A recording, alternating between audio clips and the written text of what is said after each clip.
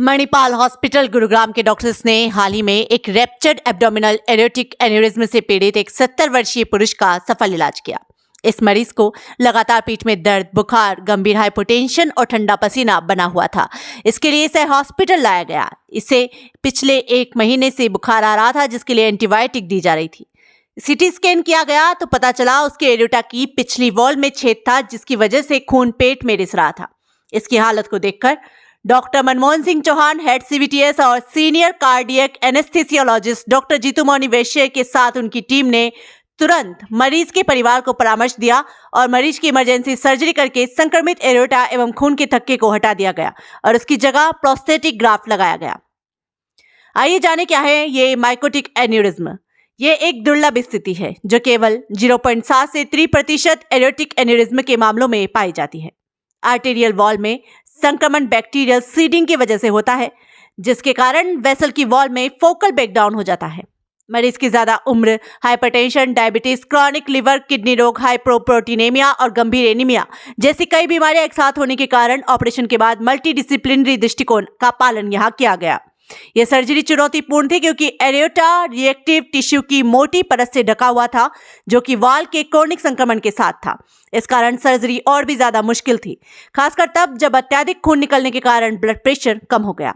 Emergency की स्थिति उत्पन्न हो गई, जो कि एक जानलेवा स्थिति होती है। अगर समय पर पहचान करके उचित इलाज न मिल पाए तो 99.9% इस मामलों में रोगी की मृत्यु हो जाती है।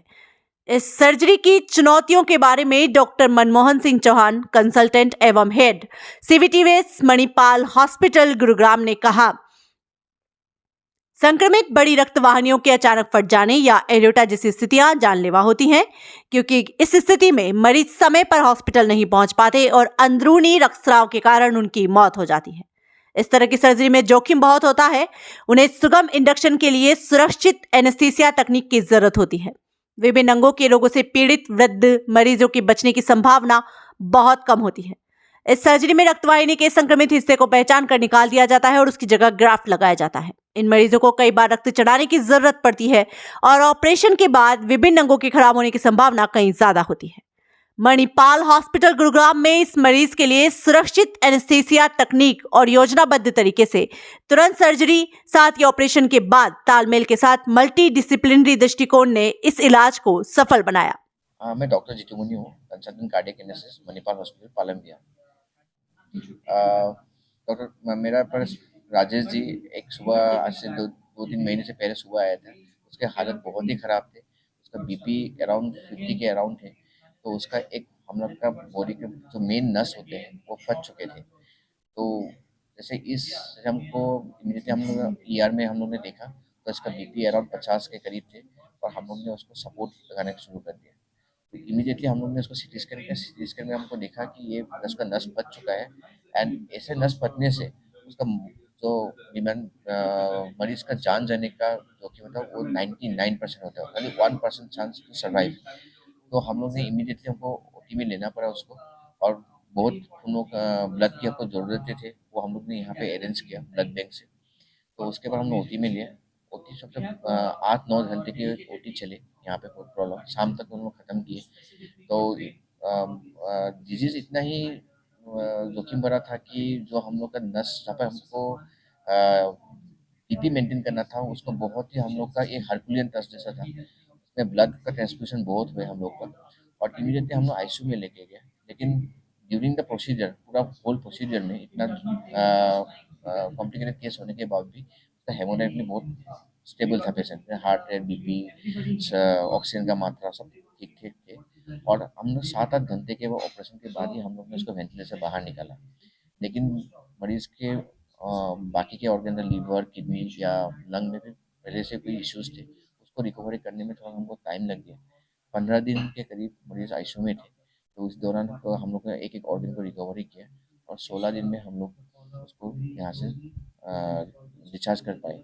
लेकिन जैसे ये disease only 0.3% of the world population में होता है and mortality rate is around 99%। So it's the only criticality of this disease.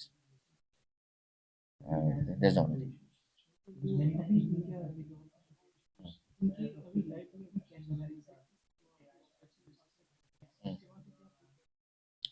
तो एक जैसे उसको नशे नशे फंस गया था, हम लोग ने एक आर्टिफिशियल ग्राफ लगाया था उसके दौरान।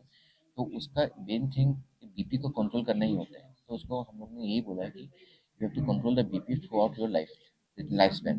एंड जो एक हम लोग ने आर्टिफिशियल ग्राफ लगाया है, उसके लिए एक हम लोग एक ब्लड थिनर यूज करते हैं ताकि खून पतले होते रहे, फिर वो खून ना मीन्स गाढ़ा ना हो जाए। तो वो मेडिसिन कंटिन्यू करना है। और जब हम लोग बीपी के लिए दवा देते हैं एंटी हाइपरटेंसिव ड्रग, उसको कंटिन्यू करना है।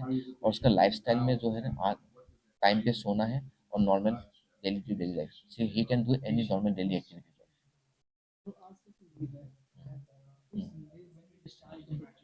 तो यूथ को मैं यही बोलता हूँ कि जैसे आज का यूथ मैं एक ही बोलता हूँ, जो हम लोग का लाइफस्टाइल जनरली हम लोग को स्मोकिंग, अल्कोहल और अपना डेली रूटीन्स, जो सोने का टाइम हो, मीन्स लेट नाइट हम लोग सो जाते हैं। और ये सब थोड़ा हम लोग मॉडिफाई करना पड़ेगा। Lifestyle modify very, alcohol smoking completely छोड़ना होता है। और बाकी जो 8 आवर्स का स्लीप्स और रात को टाइमली खाना खाना, सुबह सुबह उठ जाना, ये मेंटेन करना बहुत जरूरी है। और daily physical activity is very very maintain. मैं डॉक्टर जितुमणि वैश्य हूँ, consultant head of the department cardiac anaesthesia, Alam Bihar, Manipal hospital.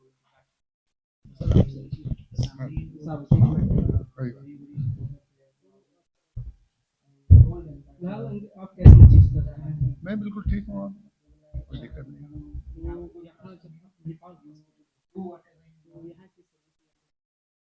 नहीं, एक्चुअली जब मैं आया था तब तो मुझे पता ही नहीं।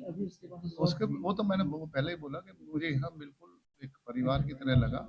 कोई ऐसा कोई दिक्कत वाली बात नहीं, बहुत बढ़िया रहा, बहुत बढ़िया इन्होंने इलाज करा सब, कोई दिक्कत नहीं। आपके सामने बैठा हूँ कोई दिक्कत नहीं।